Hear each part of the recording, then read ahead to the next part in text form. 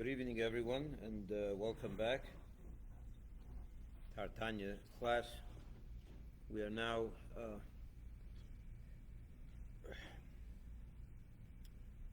we will begin the third chapter of Tanya. That's what we're up to. I'll try to finish the chapter, or most of it today, if not all of it. So until now, in the end of chapter 1 and chapter 2, the Alter Rebbe said that every one of us has two souls, right? The human soul, whose source is in the Klippa, the unholy realm, and as a result of which the entire focus of that soul is self, and its materialistic, physical drives. And then we have a second soul, which is the godly soul, which is a part of Hashem above, which is literally a part of Hashem that has come into every single one of us, and basically the Alter Rebbe described these two souls, what they are essentially. In the next 6 chapters, Alter Rebbe is going to describe these souls, to explain what they are made up of. In other words, okay, so the soul is a part of God. What now? How does it function? What kind of faculties and powers and potentials does it have? And so on. In first chapter 3, 4, and 5, the Alter Rebbe is going to describe the godly soul. And in chapter 6, 7, and 8, he's going to describe the second or the first soul, the human soul. In chapter 2, when the Alter Rebbe introduced the second soul, he said that the soul is blown into us. He described it to a child. And in the process, he mentioned that there are 3 parts to the soul: nefesh, ruach, and neshama. And as I mentioned when we were learning the second chapter, what these 3 aspects of the soul are. One is, let's start from the lowest to the highest. Nefesh is that part of and we're talking about the godly soul now, so let's be focused. The godly soul's behavioral aspect, as it relates to its function, its functionality, its behavior, its actions. The godly soul puts on tefillin. The godly soul wants to eat in a sukkah and do good things, give charity and help people, and so on.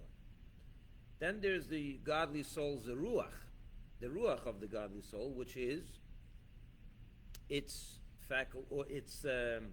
emotional part. For example, its loves, its attractions, its rejections, and so on, its feelings. And the neshama is its intellectual faculties or ability. The Alter Rebbe is going to say in chapter 3 that each one of these is made up of 10 faculties. But we're going to focus in on the general soul. The general soul, the Alter Rebbe is going to say, has 10 soul powers. 10 soul powers. Let's get into it. You have it in your book on page 9, chapter 3, or in the copies.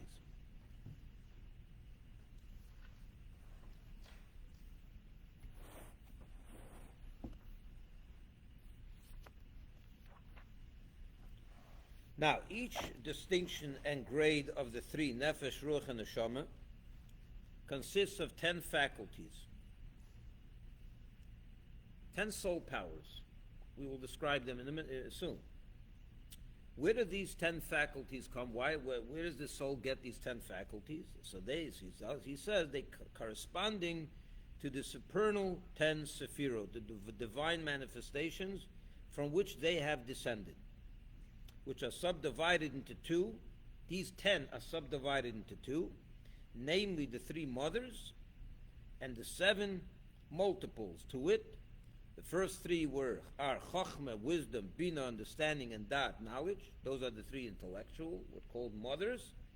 and the 7 days of creation, which are the 7 emotional attributes, which are chesed, kindness, gvura, power, tiferet, beauty, and so on, the other 4.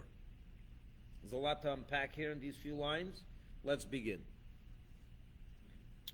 When Hashem created the world, God is infinite, and God is limitless.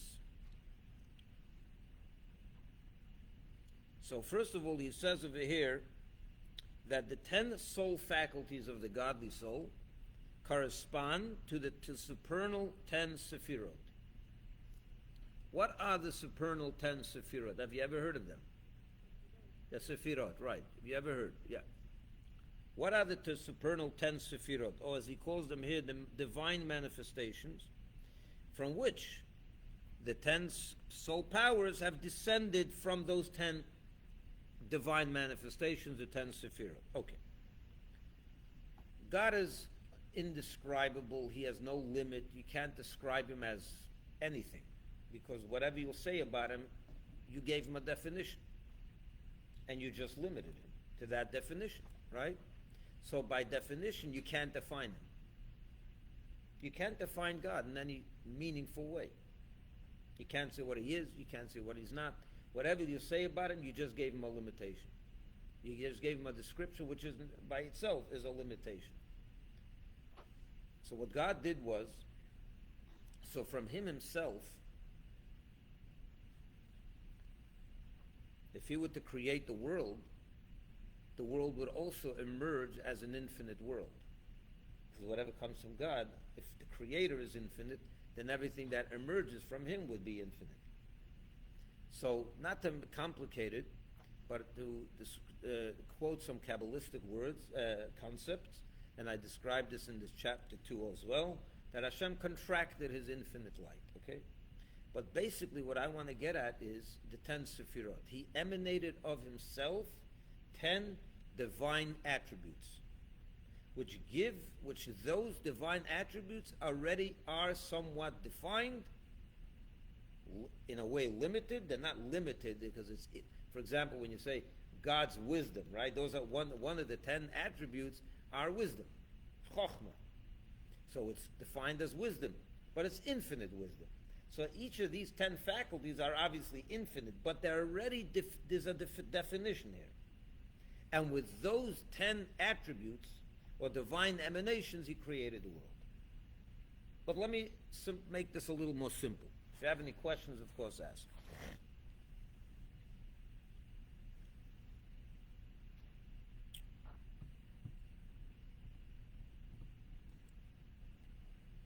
The 10 Sefirot are the 10, as I mentioned, 10 divine emanations or manifestations, or we call them attributes, that God emanated of himself in a more limited fashion. So he kind of limited himself, defined himself. Hashem in his essence is completely undefinable, he's infinite, he's beyond all of this. You can't say he has wisdom, he's knowledge, he's understanding, he's kind, he's loving. You can't say that about Hashem in his essence, because that's a definition which he is beyond definition. But what he did was he contracted his light and eventually emanated of his more limited light. Created these 10, so to say. I don't want to use the word creation because we're talking about God himself, his own attributes. So they're not creations, but they're emanations. We call them emanations. They come of him. They come from him, but in a more limited fashion, or what you could call a defined reality, a godly reality which is defined already. There are 10 such manifestations, 10 such emanations. With those 10, he employed those 10 to create everything in this world. The whole entire creation. And how many creations are there? Just in this physical world, there are billions. Right? Who knows how many? Galaxies, stars, it's not infinite, but it's close to it, right? There's billions and trillions. Every single creation is a result of one or multiple of those 10 attributes. So, for example, water. God created water. or light. Let's take light. God created light, right? Vayemer el Hashem, vayemer Elokim yehi eir. God said, let there be light, and there was light. Correct? Light, our sages tell us, comes from the attribute of chesed, which is kindness. Because light is expansive, it spreads. What is chesed? When a person spreads of himself towards someone else. So all the different creations of this world and the billions and trillions of creations are all come as a direct result from these 10 emanations. Now, some of them can be from one of these Sefirot. Some of them can come as a result of a combination of a number of these Sefirot. But everything comes from those 10 Sefirot. Now, those 10 Sefirot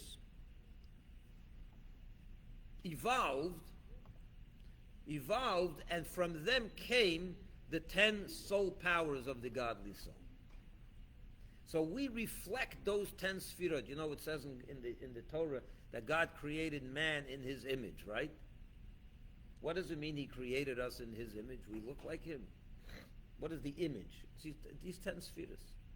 We have the same 10 attributes that God has. And actually, with those, our 10 attributes are godly attributes in a way, because it's in the godly soul. So it evolved, and eventually it evolved into the 10 Sefirot, the 10 keiches, the 10 faculties, the 10 soul powers of the godly soul.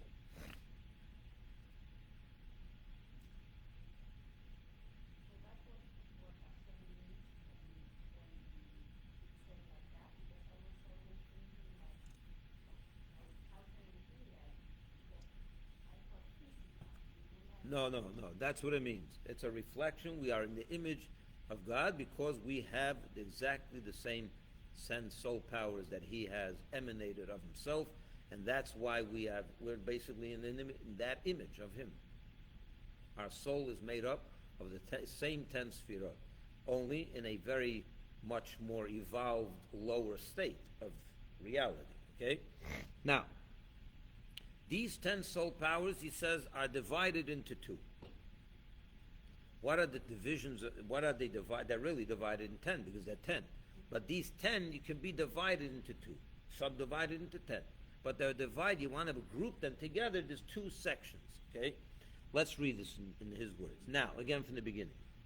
Now, each distinction and grade of the three nefesh, ruach, and neshama consists of the 10 faculties corresponding to the supernal 10 Sefirot, the divine manifestations, from which the 10 human soul factor, the 10 godly soul faculties have descended, which are subdivided into two, namely the 3 mothers and the 7 multiples.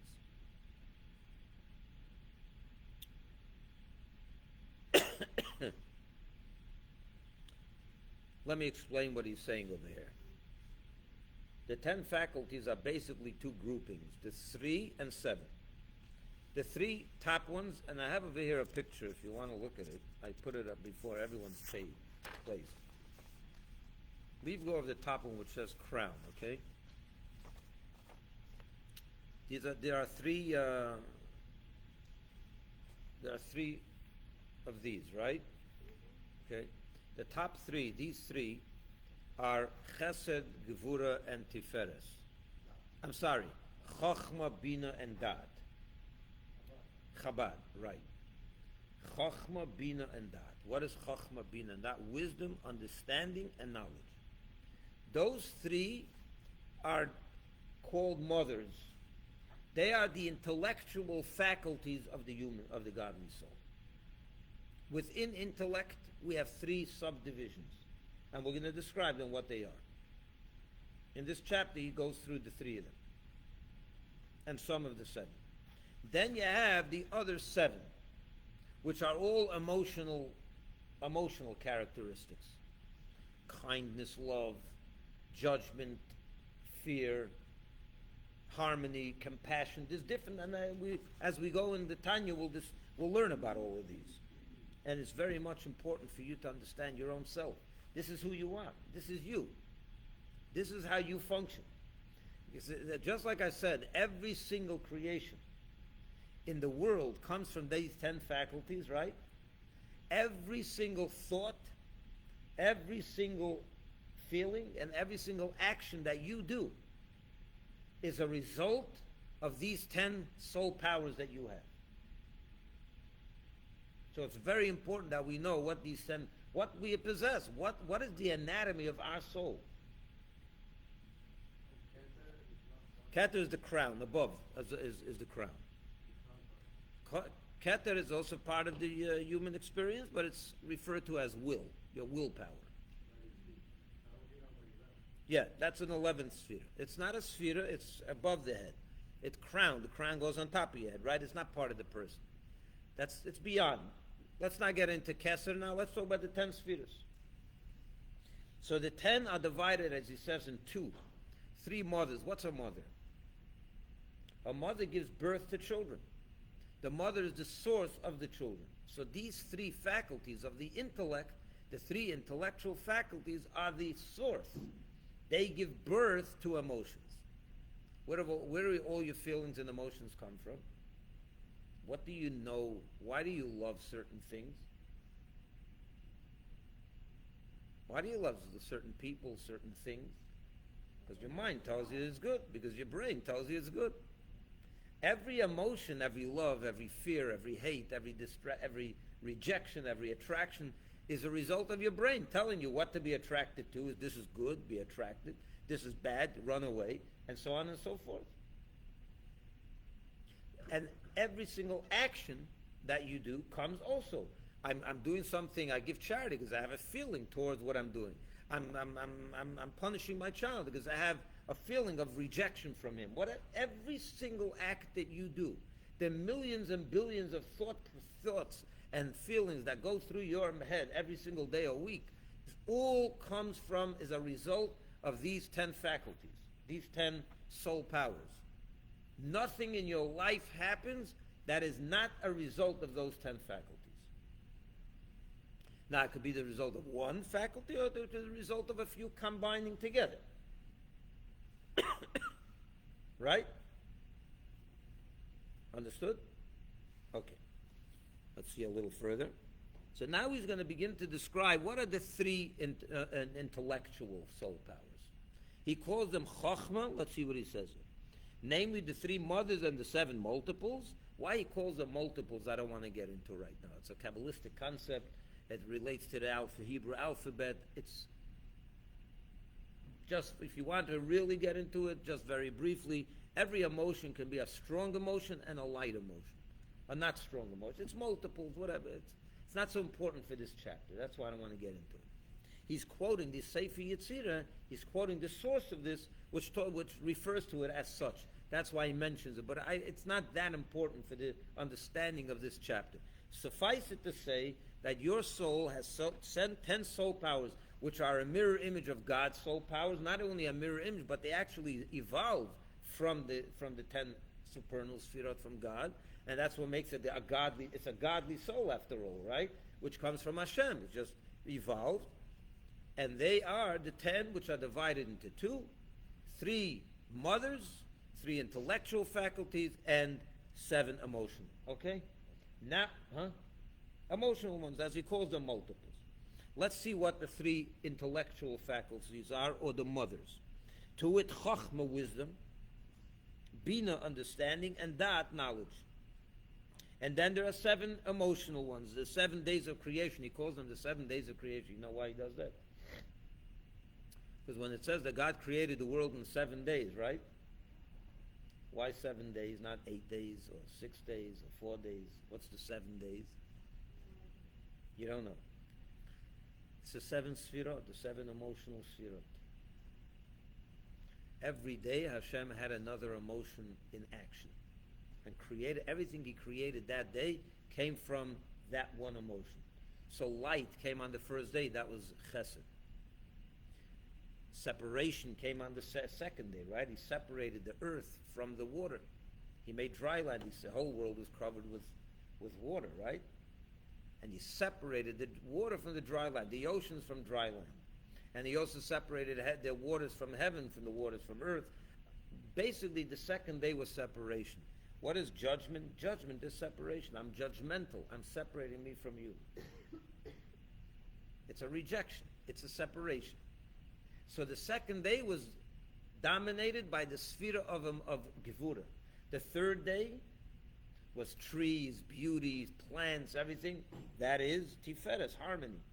Beauty, things, colors coming together. That makes for harmony, makes for harmony in the world, right? When different aspects come together, that's Tiferet. And the same thing with the fourth and fifth and sixth and seventh day, which was Shabbos.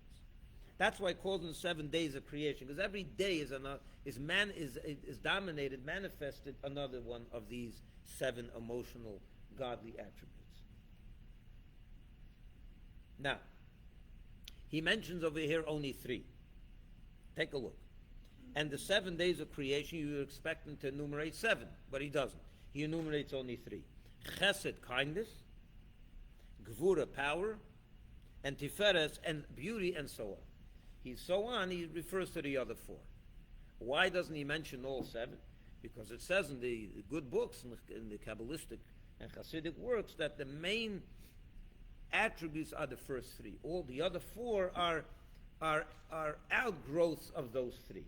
So the main 3 attributes are Chesed, Gevura, Tiferes. Your love, your kindness, loving kindness, Gevura is judgment, and Tiferes, harmony, beauty.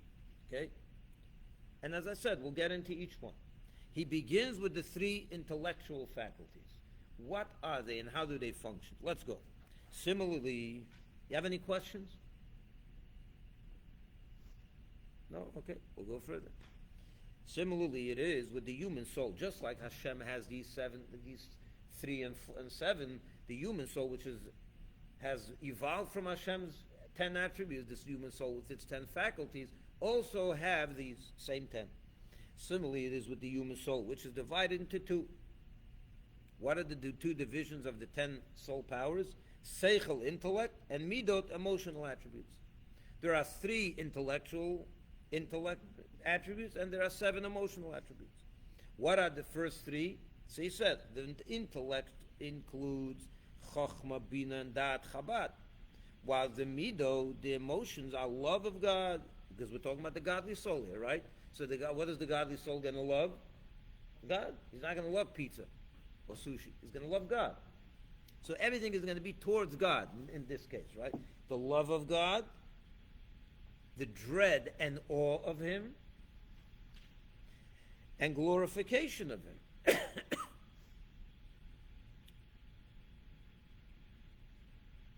And so forth. Now, Chabad, the 3 intellectual ones, the intellectual faculties are called mothers and source of the midot, of the emotions, because for the latter, the emotions are offsprings of the former, as I explained before, that every emotion comes from your intellect, right? Why do you love something? Because my mind tells me to love it. It's a good thing. Why do you hate something? Because my mind tells me this is harmful, and so on. Why are you attracted? It's all your mind. So your mind, your brain, your intellect is the source of the emotions. That's why he calls them the mothers. Got it? Any questions? He said, now the Alter Rebbe is going to describe each of the 3 intellectual faculties in detail. Let's begin. The explanation of the matter is as follows. Next page. And over here, let me explain this first outside, and then we'll get into reading it. Or better yet, we'll do the opposite. We'll read it, and then we'll explain it, and then if we have to, we'll read it again so it makes more sense. The intellect of the rational soul, which is the faculty that conceives anything, is given the appellation of Chochmah, Koyach Ma, the potentiality of what is. Let me explain. What is Chochmah? First of all, the Hebrew word Chochmah comes from 2 words, Koyach Ma. What? Koyach Ma. Potentiality of what is. We'll explain what these words mean. Let's first explain what Chochmah is. In your experience, in each of our experiences,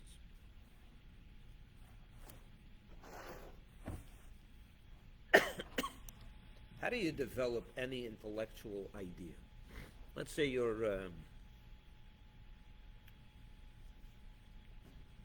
let's say, for example, you're Einstein. Einstein is a person who was occupied primarily in intellectual pursuits. That's what his life was, to develop theories, and he was involved in intellectual pursuits all his life, basically. Imagine he's in the middle of developing his theory of relativity. Yeah?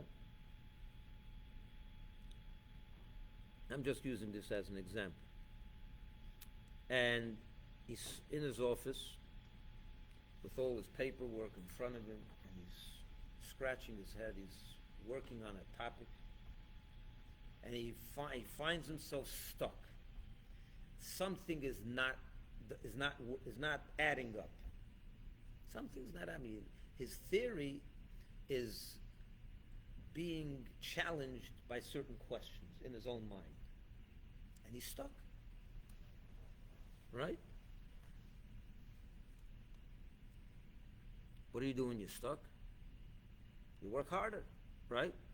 Try to understand it even better. So he delves into it, thinks about it. That's all he sleeps with it. He eats it with it.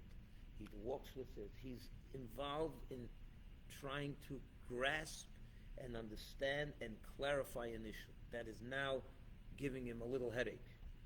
He has a question. He doesn't it's not working out. It's not adding up, his theory. And it can happen. And this happens to all of us. Let me go away from Einstein a minute. Let's go to the people around this table.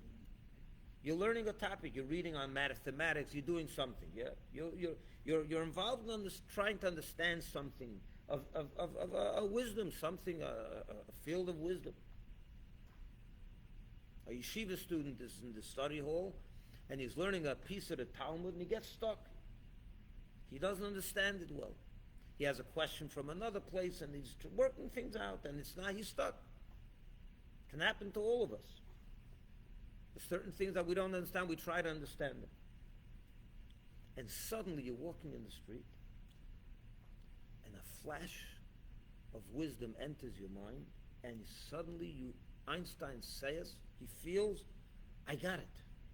I resolved the issue. The issue, it's something that shines, a bright light shines in his mind, a bright light of intellect, that's a flash of wisdom, that with this he sees, this will answer and clarify the whole topic.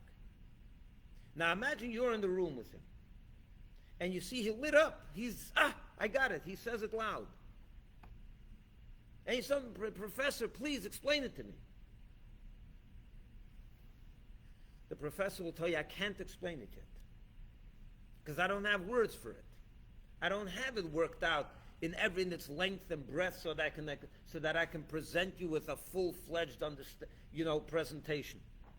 He has a flash of wisdom, is that there's something lit up in his mind that he can see. This is going to explain everything, but he can't yet explain it in words to you, to the person listening. He can't even explain it to himself. He himself doesn't have it yet. This experience is called Chokhmah.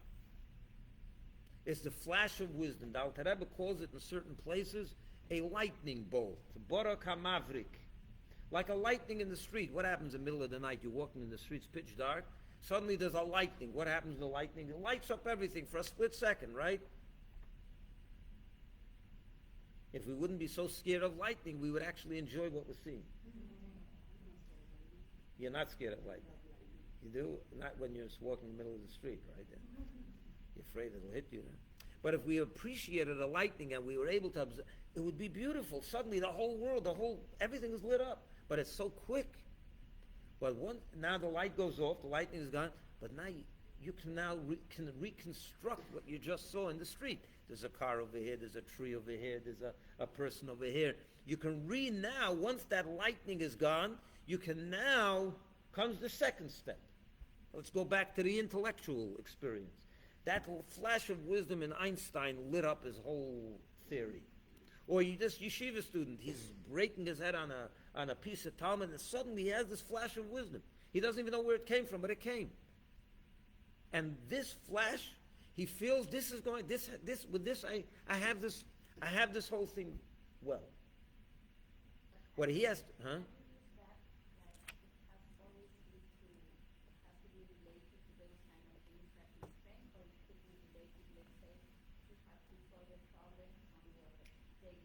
Yeah, it's all intellect. You're working it out in your mind. But give me an example of your life. You're having a problem in business, for example.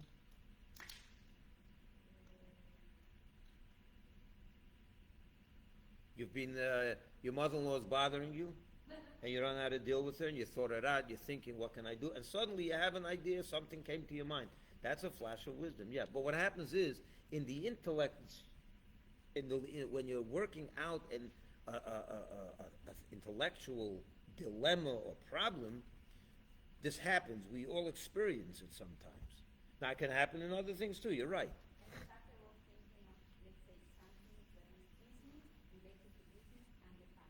Fine, whatever it is, it's a matter of you're stuck.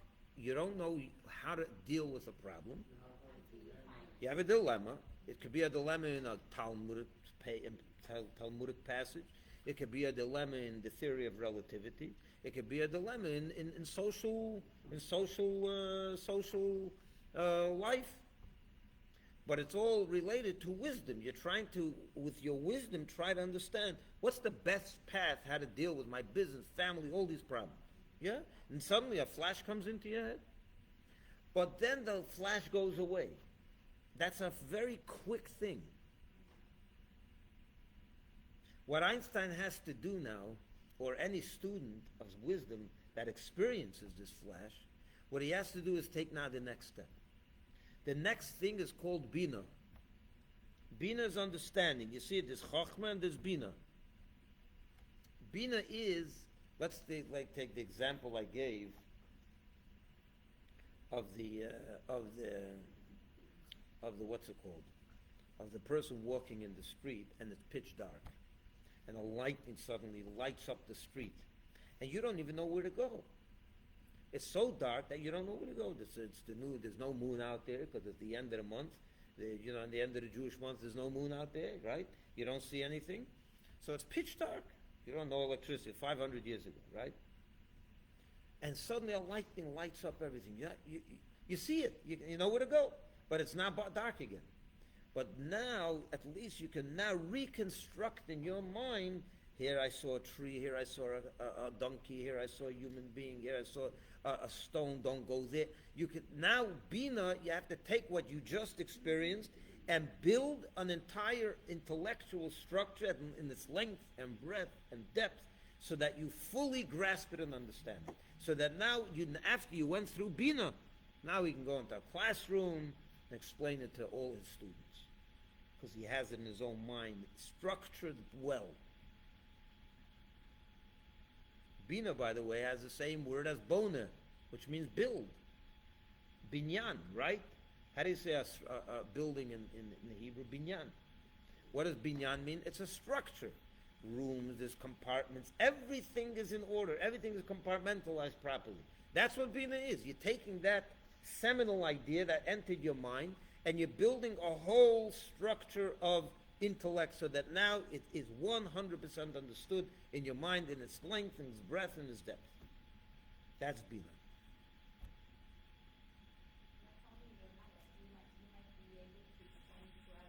After Bina. Before Bina, you can't explain it to anyone. After Bina, you can go and explain it because you have it. Now you grasp it 100% as a full-fledged intellectual idea.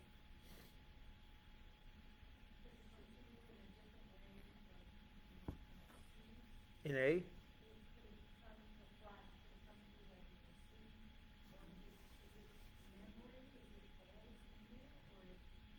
No, it's a new idea. It's a new flash of wisdom that you don't remember it because you never thought of it before. So it's not memory. Could that happen in the middle of your sleep? It could. I'm not sure. It's an interesting question. But I would think that perhaps, it says that sometimes God from heaven, great tzaddikim, in the middle of the sleep, they're things are revealed to them in their sleep.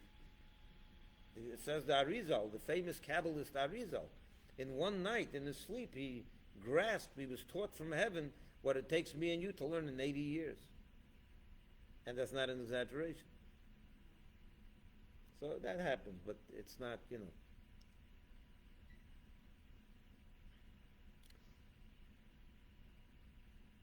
So those are the first two of the three intellectual faculties.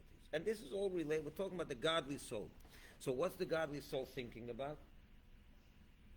What is the godly soul thinking about? What is he using his Chochmah and Bina to delve, to grasp, to understand? God, Torah, all holy things, godliness, matters of godliness. Let's read it inside.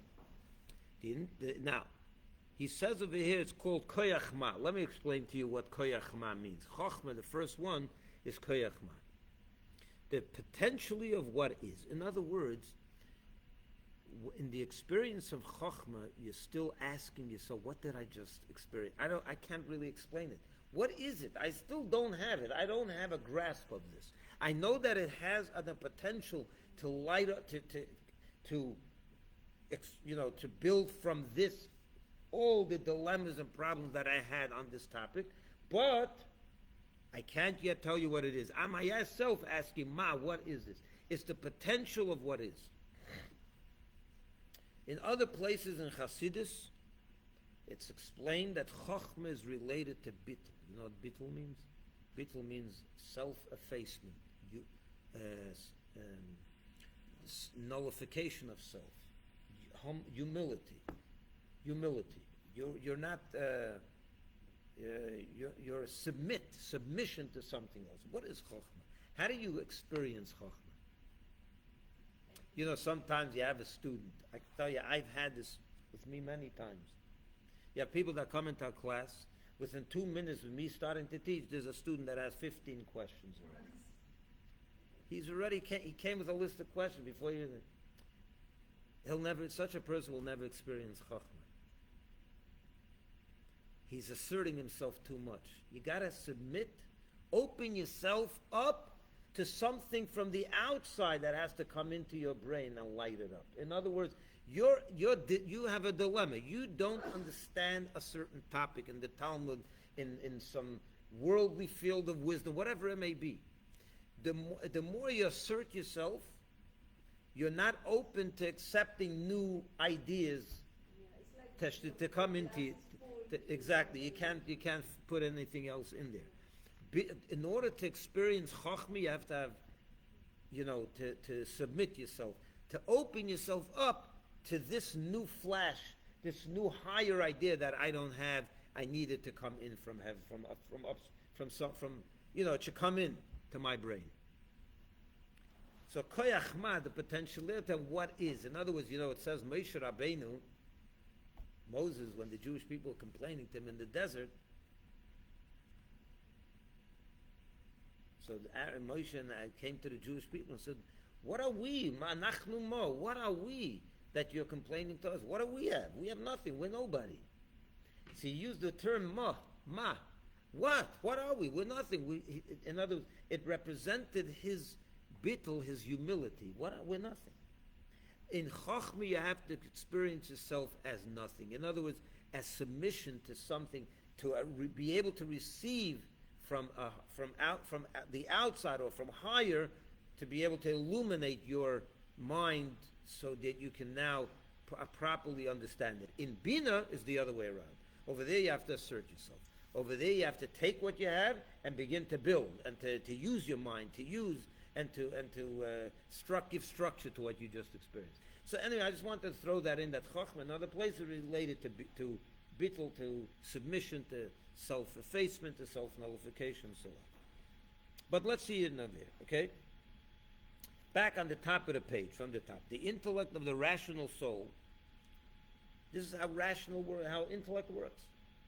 This is what intellect is. It's interesting that the Alter Rebbe calls the godly soul, the rational soul.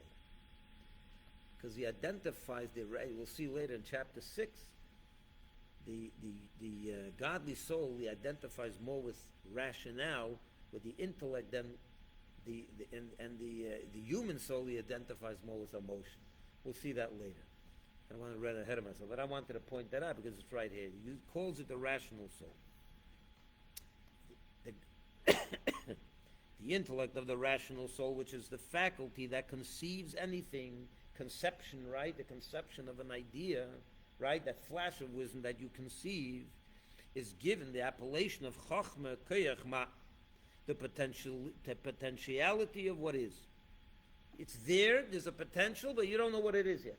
You know something just entered your mind, it's got the full gamut, but you don't know yet. You have to now go into Bina. When one brings this forth this power from the potential into the actual, that is, when a person cogitates, he thinks with his intellect in order to understand a thing truly and profoundly as it evolves from the concept which he has conceived in his intellect. Now, when you take that thing that you conceived in Chochmah and you now think about it again and deeper and every which way, which we do in Bina, this is called Bina. That's interesting. He calls Chochmah conception of an idea, right? Conceived, right? What is conceived? He says, look at this. These Chochmah and Bina are the very father and mother which give birth to the love of God and awe and dread of Him. What he's saying is like this. Chochmah and Bina, we said before that the intellect is called the mothers, right? Because they're the source of the emotions. Now he's going to break it up. That within intellect alone, you have, within the mothers, he's really going to say you have the part that's the father and the part that's the mother. And together they produce a child. What are the children? The emotions. What's the father? Chochmah is the father. What's the mother? Bina is the mother. Why is that? Because what's Chochmah? Let's try to analyze this. What does the father contribute in the creation of a child? And what does the mother contribute in the creation of a child? The father contributes a flash, a drop. Everything is contained in that drop, but nothing is compartmentalized yet. That's exactly what Chochmah is. Everything is there. The whole potential for this to become a whole intellectual structure is there, and that flash of wisdom. But when someone asks you, what is it? You can't explain it. It's like the flash. It's like the drop that the father emits that has a whole potential of the child in it. But now you need a mother to start building it into an entire structure, compartmentalized. These are going to be the hands, the feet, the heart, the brain, the eyes, the ears, the nose, and so on. That's what happens in the intellectual process as well. First you have a flash, the conception of it, and then Bina is that part of the intellectual process that takes that idea and develops it into a full-fledged concept. The question is, what is Das?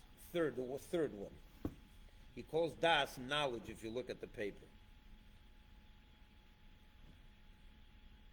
So the truth is, Das does not add anything to the understanding of the topic. Bina, once you finish with Bina, you have a 100% understanding of this topic. If you did Bina well.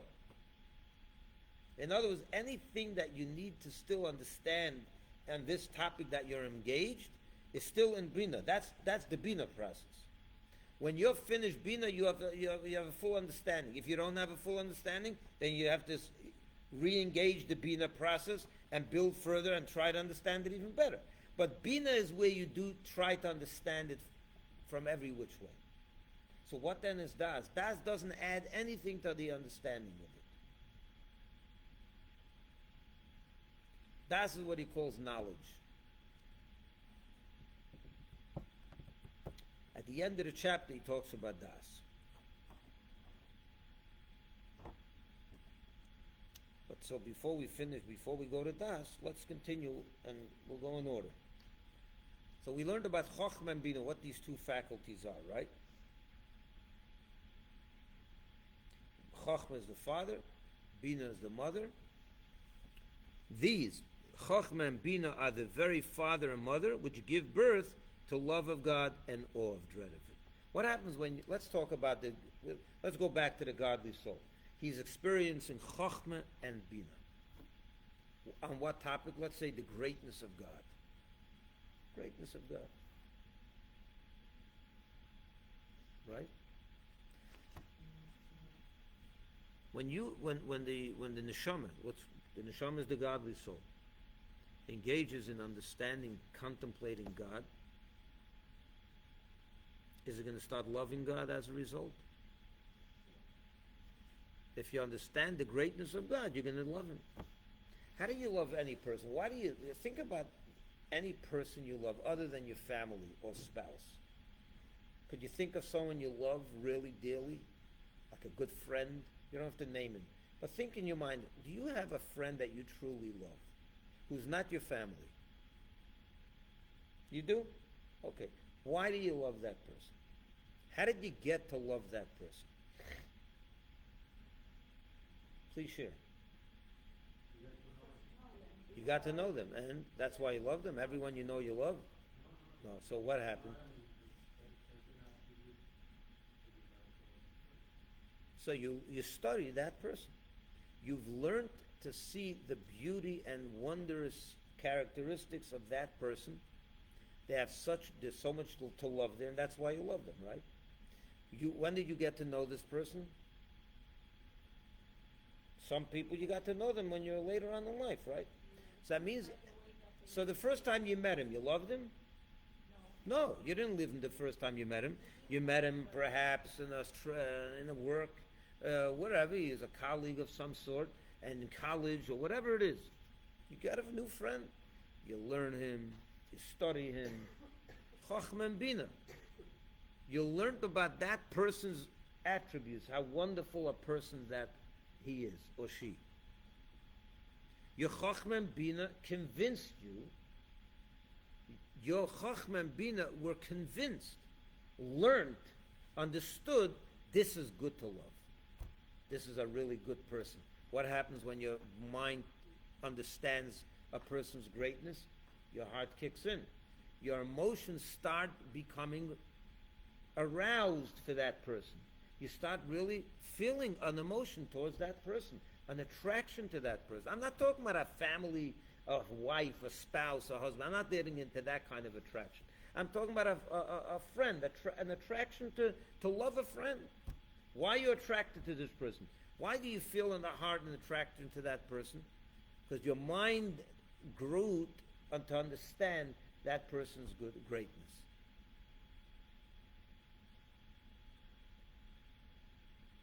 Now let's go to the neshama. What's the neshama's experience? What does the neshama love? What does the neshama love? Hashem, right? Neshama is going to love Hashem. It's a godly soul. That's what his attraction is to, right? How is it going to develop a deep love for Hashem? Getting to know Hashem. If you're not going to get to know Hashem, you're never going to be able to love Him. What are you loving if you don't know anything about Him?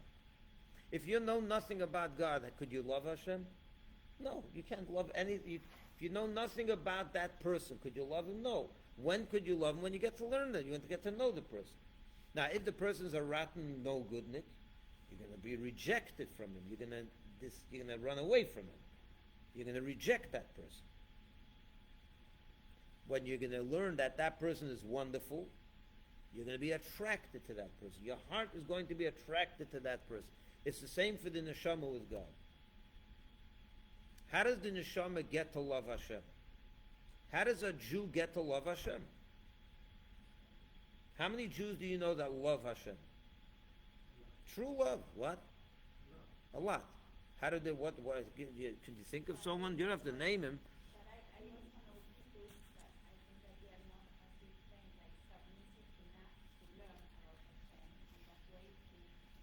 So how could they love him?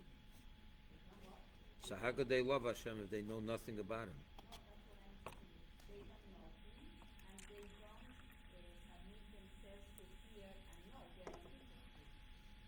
If they're not interested, then obviously they don't love him.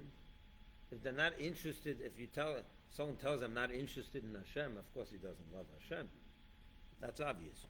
But I'm saying a person that does love Hashem, how did he get to love Hashem?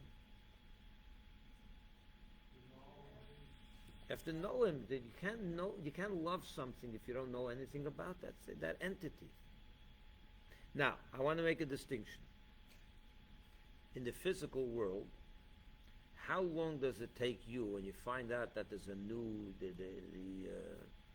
how long did it take you to fall in love with the new technological gadget? Let's say the phone, the new phone. How long does it take? Hours. It's an instant. The minute you hear about it, you want to buy it, right? You're attracted to it. You don't know anything about it. Well, you do. You see, in the physical world, right? That's why. In other words, in the physical world, chokhmah bina to love goes very quick because it's tangible. You know what it tastes like. Sushi. How long does it take you to love sushi? You taste it once. It feels good. You know it's good. It's the ingredient, whatever it is that you're going to like, whatever food. The physical world we have a greater attraction to because it's tangible. We're in this world. We can see it. It's very quick to decide. I like it or I hate it. It doesn't take a lot of toil and work. But with spiritual things, God, you don't know. You don't see God. It's otherworldly, so to say. It's spiritual in nature. So how do you develop a love for something that's spiritual in nature? Over there, even more, you need to use your chokhmah and bina. Over there, if you don't use your chokhmah and bina for real, very, very strong, and das, as we'll see soon, and the third intellectual faculty as well, there's no chance that you're going to love it. What's going to make you love it? It's so out there. It's so, to begin with, there's a separation between us and the spiritual. So to make a connection, we should be attracted to the spiritual. It's not easy to create that attraction. So you really need to understand the greatness of this spiritual entity called God. How do you do this? Through Chokhmah and Bina. You have to use your intellect to learn and study the greatness of Hashem. So a regular person who's blessed, for example, let's take someone that's blessed. Yeah, Eric, we're blessed. Yeah, we have all what we need. We ask Hashem, we believe in God. He gives us our money. He gives us our children. He gives us our health. He gives us good things. And things are going good for us, right? It's not that hard to appreciate that. And if you believe that it's Hashem, you're going to have a love for Hashem. You're going to be thanking Him. You're going to be appreciating Hashem and so on. Because what you're loving is really your children. But the source of this, my children, is God. So I thank Hashem, so I'm attracted to the source of. In other words, it's easy for you to appreciate your children. It's easy for you to appreciate your health. It's easy for you to appreciate your financial stability. And you know that this comes from God, so you're going to love Him. It would be like, if example, if someone threw to you through the window money every morning, and he threw through the window health, and he threw through the window whatever else, nachas, children. You never saw, you don't know who's sending you the money. You don't know anything about that person. You don't know anything about who's throwing the money in. So someone tells you, by the way, he's a man with a long white beard and his name is Yankel. Do you have an attraction to this Yankel? I mean, he's sending me money, he's doing me this goodness every morning, and he's giving me the ability to live my life. So I don't know anything about him, I never even saw him, but someone told me his name is Yankel, and someone told me he's about 6 foot tall, and he's, a nice guy, and okay, so I thank him. I wake up in the morning, and I thank him through the window. Hello, Yankel, if you're hearing me, thank you very much. Could you say you love Yankel? Could you say you love Yankel? Somewhat, you could say. I mean, I know about him a little bit. He's so kind enough to give me. He's kind. I know something about him. He's a kind individual that gives me money without me really giving him anything in return. I mean, it's not like he owes me anything. So you're really, really appreciating him, kind of. So the little bit you grow to appreciate. What happens if the next morning he throws, instead of dollar bills, he throws a stone and it hits you on your forehead and you get a little scratch? So you get angry at him, right? You're angry at this entity you know nothing about, hardly anything about. So today you love him, tomorrow you're angry at him, right? That's not real. Could you really describe that as a real love for... You don't know anything about that person. The little bit you know is what he's doing for you. But how about the person himself, Yankel? Do you love Yankel? Or do you love what he's throwing in the window for you? But imagine someone told you, someone came in the next day and said, this guy that's been throwing in money every single morning to you, and food, and health, and children, and he's making your life so wondrous, you have no idea how great this person is. He's an intellectual mastermind. And he's the most kind individual you ever met. He doesn't stop giving. He throws not only into your window every morning money and candies and whatever else that you need, he throws it into another 5,000 people in town. He goes every day and he gives everyone in town. And he's the most brilliant mind of all time. And he has so much power, he's not only throwing, but he makes all the roads in town, it's all him making it better. And he makes beautiful, he grows beautiful trees and all the other things that you can think of, conjure up in your mind about this guy. The more you learn about this person's greatness, the more you're going to be attracted to him, right? The more you know about his great qualities, the more you're going to be attracted to him. But if you know nothing, all you know is that he throws in money into your window every day. So you're loving the money. You love, okay, so he's the one that's giving you the money. Thank you. You can appreciate it. You're not going to get onto his bad side. You'll be afraid to get onto his bad side just in case next morning he's get upset. He won't give you what you want. It's an immature love. That's what I would call a very immature love. It's a good start. It's not a false love. It's real, but it's immature. Do you know anything about God? How long will a love like that last? How long will a love like that last? As long as the window is open and the money keeps going through the window. And the rest of your good things in life can continue to come. What happens if it stops? That's it. Goodbye, It's a limited love, very limited. Just because you know nothing about it. What happens if you really get to know this person? You get to know Hashem. The more you'll get to know. Now, is there a lot to know about God? Could you know him? Why do you say that? So say I can't fully know him. I can't fully know him. But there's so much about him that I could know. The godly soul, your neshama, is deeply interested in this. Very, very much wants this. Wants to get to know Hashem. And its natural state is that if he thinks about God, he's going to love Hashem. That's what's going to happen. If he contemplates the greatness of God, he will love him deeply. Let's read in Alter Rebbe's words. For when the intellect and the rational soul, again, he calls the neshama the rational soul. You're with me? It's by the little circle and the triangle over there, right? That line. For when the intellect and the rational soul deeply contemplates and immerses itself exceedingly in the greatness of God, how he fills all the worlds and encompasses all the worlds, and in his presence, in the presence of whom everything is considered as nothing. He says three things here.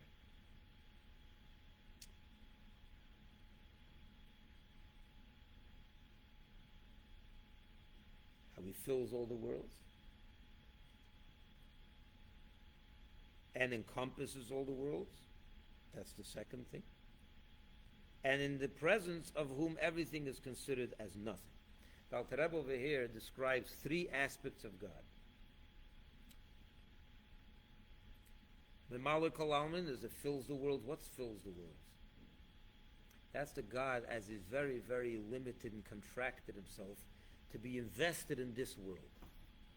Fills the world means just like your soul fills your body. How does your soul fill your body? It fills it literally. It's tailored to every single aspect of your body. There's a part of your soul that has the power of sight, is enclosed in your eyes. The power of hearing is enclosed in your ear. The power of speech is enclosed in your vocal cords. The power of feeling is in the heart or whatever. The power of love and the power of intellect and the brain and so on. It fills the body in a very tailored fashion. God also fills the world in a tailored fashion. The godly power that creates water is a specific godly power that is tailored to water. That cannot create animals. And then there's a godly tailored aspect of him, the part of Hashem that is enclosed in animals, the part of God that's enclosed in vegetation and gives it life and animates it and creates it and so on. It's what we call the lowest level of Hashem that is already in somewhat form limited. This can fit into a stone, this can fit into vegetation, this into an animal. So it's a tailored level of Hashem. As he fills the world, it's the lowest level. Then there's an encompassing level of Hashem. He's too infinite to be able to be involved in the details and nitty-gritty of this world. So he only encompasses. What do I mean by encompasses? He's in the world, but it's not tailored like that. It's an encompassing level. Encompassing means it surrounds the world in a way that it's not limited to each specific creation. So it enlivens the whole entire, all the worlds and the whole creation. And it's like your soul. Going back to the metaphor of the soul and the body. There's a part of the soul that's tailored to your body, right? And then there's a part of the soul that gives you life in a general way. Let's take you, yeah? You're all walking and talking, feeling very healthy.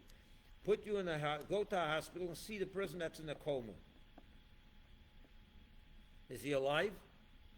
He's alive. Is the soul connected to the body? Yeah. Is it giving life to the body? Yes. You're both alive. Equally. The encompassing part of the soul is working the same as by you. It's the tailored part of the soul that's a little screwed up in that person's situation. The part of the soul that's supposed to invest itself into each individual part of the body is not working properly over there. And that's why he's in a coma and you're not. But the encompassing level of the soul, that which literally makes your body alive, that's equally by both of you. It's just, and that part of the soul is too lofty, so to say, to be able to tailor itself to individual parts of the soul. So it's an encompassing life force, right? It's an encompassing life force. The eye and the feet and the whole entire body is equally alive. You understand what I'm saying? Or not?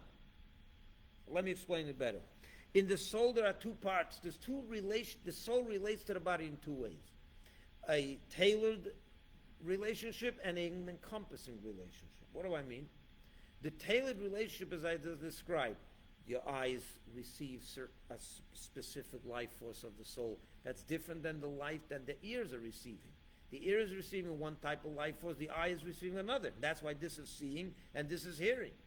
Does that make a difference between whether it's the nefesh or the neshama? No, I'm talking about the human soul right now. Okay.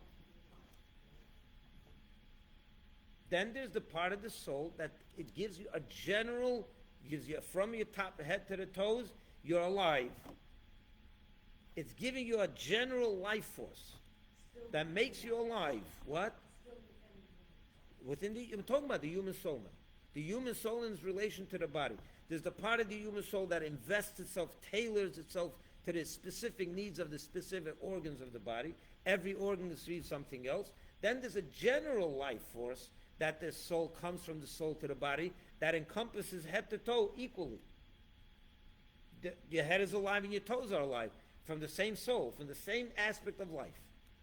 It's the truth with God as well.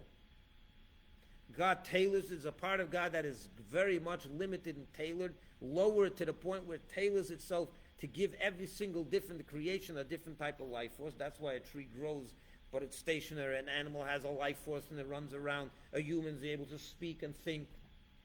We're receiving different kinds of life forces from God. It's tailored. That's Mimala Kolam. Then there's Seviv Kolam, the light, the source, the level of Hashem that is infinite, which cannot be tailored and specific to each creation. So it gives a general life force to all of creation equally. The human, the tree, the plant, the stone, the speck of dust, everything receives the same life force from Hashem equally. It's Seviv Kolam, it's an encompassing life force. You understand?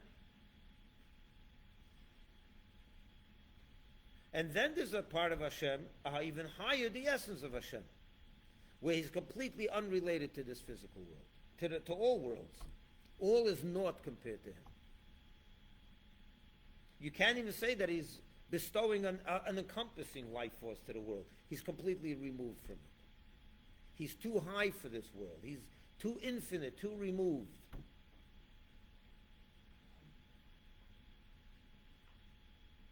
Did you know that there's a part of Hashem that is so infinite that it's completely beyond the world? You didn't know that, huh? The essence of Hashem. The essence of Hashem is not, everything is as if it's not. What do you mean outside? He's beyond space, time and space, obviously. I'm not talking about outside. Don't get confused of it with inside and outside. This is not a spatial thing. He's completely removed in the sense that this world as if it doesn't exist.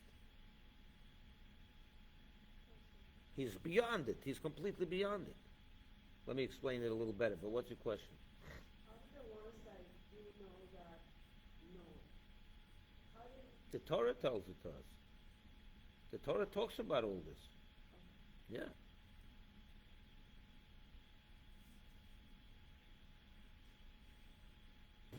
Because what happened when Hashem created the world? The first thing he did was he removed his infinite light. He removed out of the way his infinite light. He contracted himself to give space for a world, for a reality to come into existence. But that part of Hashem, that's the essence, is totally removed. Let's read it in the words again. Again, by that line that has the circle and the triangle. For when the intellect and the rational soul deeply contemplates and immerses itself exceedingly in the greatness of God. And now he's giving three categories of the greatness of God. How he fills all the worlds and encompasses all the worlds, and in the presence of whom everything is considered as nothing, the essence of Hashem. When you delve into all these levels of Hashem and how profound it is, what's going to happen? There will be born and aroused in his mind, in the Neshama's mind, and thought, the emotion of awe for the divine majesty. He'll be awe-stricken from the greatness. That's an emotion, right? To fear and to be humble before his blessed greatness, which is without end or limit, and to have the dread of God in his heart. Will be not dread in this. I'm scared he's going to beat me up. To have this incredible. When you say dread, in other words, you're fearful to.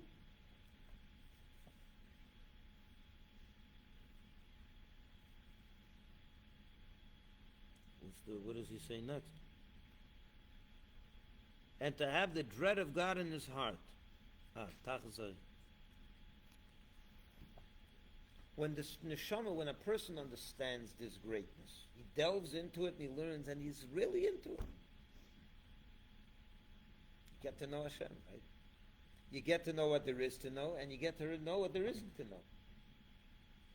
Try to get as much as you can. All three levels. You go higher and higher, all the way to the essence. You realize this greatness. You'll be awe-stricken. You'll be humbled before this greatness. And you'll have dread. You'll have dread before for him. How awesome this is. First of all, you will never want to violate Hashem's will, and so on. What happens next?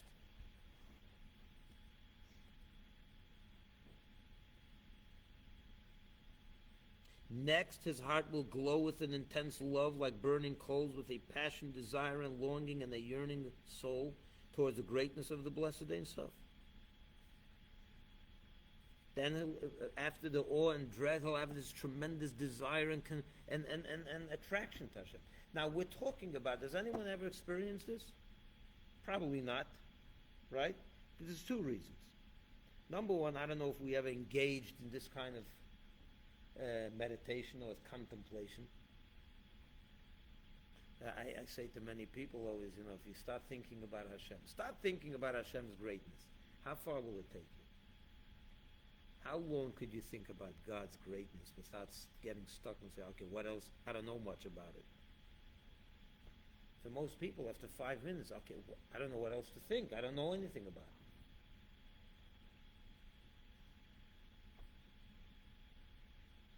So for that, of course, you have to engage in knowledge and study. We have the books for that, of course. But you know more than you think you know. You learned a few chapters of Tanya, you got to know a little bit about Hashem. Just in these few chapters that we just read, you know how much information the Alter Rebbe shared with us already? Just in the last, those three categories, and then chapter 2, all this is Shtausfus, how God created the world. And it was a lot discussed there. But there's another point I want to make. We're talking about the godly soul. Why don't we feel a love for Hashem? Why don't we? A profound, this type of love for Hashem. So there's two reasons. We never engage in this kind of, intellectual exercise to try to understand the God. But even if we did, he's describing over here the neshama, the love of the neshama, as the neshama is itself. Before it comes in contact with all the other side of the human experience, which is a very selfish side. Of course, once the neshama, in other words, this is what happens to the neshama if it's standing alone, a standalone neshama. If it's intellect, if you would think about the greatness of Hashem, it would have this blazing love for Hashem. But what happens? Hashem put that neshama into a human body that has another human soul, that has other attractions. So there's a lot of other obstacles that get in the way of us feeling this tremendous love for Hashem. So the Alter Rebbe is describing in chapter 3, 4, and 5 the neshama. In 6, 7, and 8 he's going to describe, then we have another reality where you have to contend with. It's called the human soul. And in chapter 9 he's going to say, what do you do when you have these two forces that are battling each other and you don't know where, they're pulling at each other's strings. The neshama is pulling this way, the human soul is pulling that way. What do you do? And chapter 9 he's going to describe that battle. But in chapter 3 he's talking about Chochmah, Bina, Das, the emotions of the godly soul, as it's a standalone soul. What happens to a standalone soul? It thinks and contemplates the greatness of God. It's going to produce real emotions for God.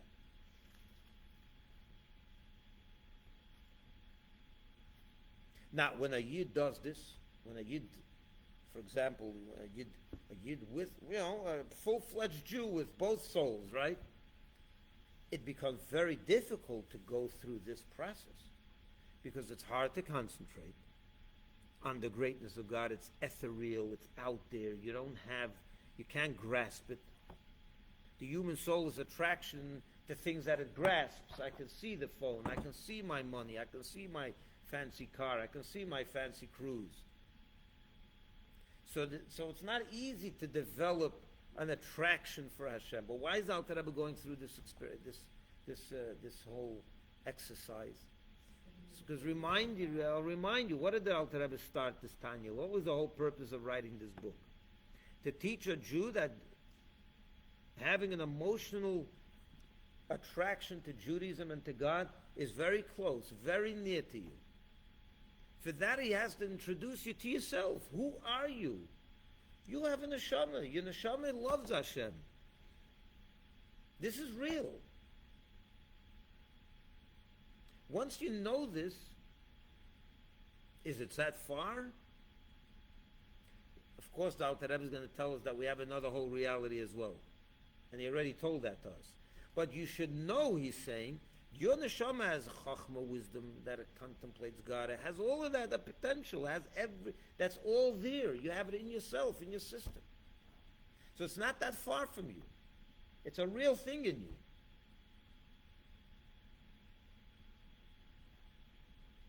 in order to get a Jew to understand why Hashem is really near to us, he gets into the anatomy of the Jew.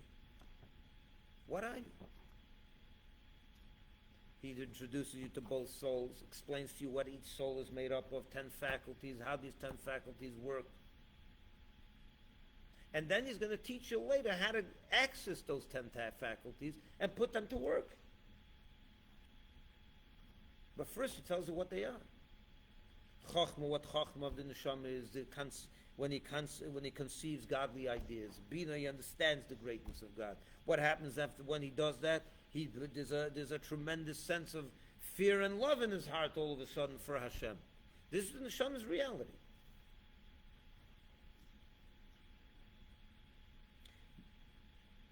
Want to go a few lines further? What time is it? Oh, it's a little late. You know what? We'll start from that line again next week. Okay? Thank you all, whoever's watching, for watching. Have a nice Hanukkah, everyone. I want to remind everyone that tomorrow night we have the big event at Town Center. If you're able, and this is a question to whoever can, if at 4:30 you can devote to us an hour to bring your car here with yourself to be part of this our grand parade. The police escort us from here to the town center, and we arrive over there with a grand scene. And it's a wonderful thing, and you're part of. We put a little magnetic menorah. It's right there. You can check it out for yourself. But it looks like it lights up. You put it into your cigarette lighter, and it's a beautiful thing. We're missing a few cars. If you can do that, it's an hour. You'll enjoy it when it happens. But otherwise, we'll see you tomorrow in some fashion. Come and bring friends. Good night, everyone.